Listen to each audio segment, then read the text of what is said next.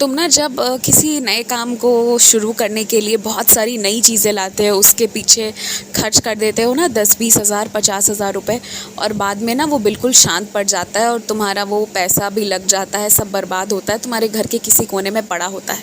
इसलिए इस बार मैं तुम्हें सलाह दूंगा ना कि तुम सारी नई चीज़ें लाकर फिर शुरुआत मत करो।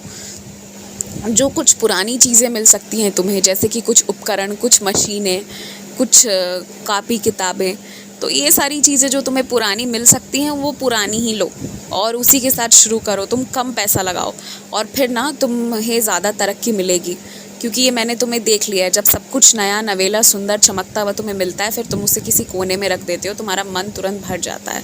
मन भरना नहीं है इस बार तुम्हें पूरा करना है अपने लिए, अपने नज़र में उठने के लिए। इस बार बात किसी और की नहीं, तुम्हारे खुद की है।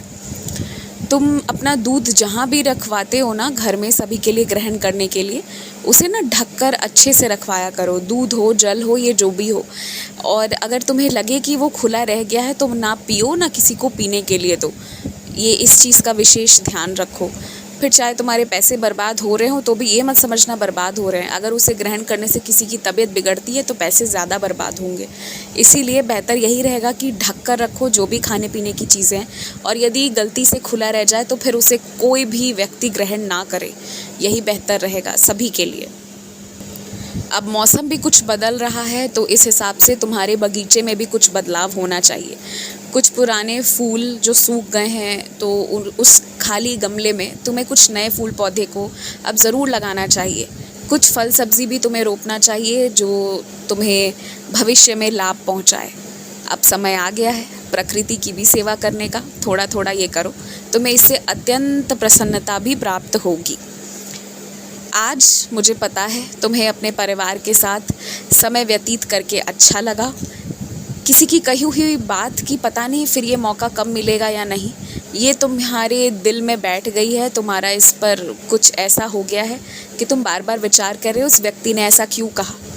तो कहीं ना कहीं उस व्यक्ति के मन में ये बात रही होगी, उसे उस विशेष जगह जाने की इच्छा रही होगी, इसलिए उनके मन से ये बात निकली। तो इससे ना कुछ भी गलत मत सोचो कि तुम परिवार वाले इकट्ठे रहोगे, नहीं रहोगे, ऐसा कुछ नहीं। सब अच्छा रहेगा। मेरे होने के कारण, मेरे आशीर्वाद के कारण, इतनी तकलीफ़ों के बावजूद तुम लोग हर दिन अच्छे से जी ले रहे हो, निकल जा रहे हो। तो ये समझो कि कुछ अच्छाई के लिए जीवित रखा हूँ, ज़िंदा रखा हूँ, इसलिए किसी का भी बुरा नहीं होगा। तुम एक मेरी आराधना कर रहे हो तो पूरे परिवार की वैसे ही रक्षा हो रही है। तो तुम्हें वैसे भी चिंता नहीं करना चाहिए ज़्यादा। तुम्हें अपने साईं पर भरोसा रखकर कुछ चीज़ों को छोड़ देना चाहिए जो वैसे भी तुम्हारे नियंत्रण में नहीं है। और जो तुम्हारे मन में आग लगने का खौफ रहता है, इसे अपने मन से निकालो। इतना डर कर क्यों जीते हो? अगर लगा तो साईं है, सब संभाल लेंगे, मगर ऐसा होगा नहीं, ये मैं कहता हूँ तुम्हें। डर कर मत जियो, आराम से जियो, खुश रहो।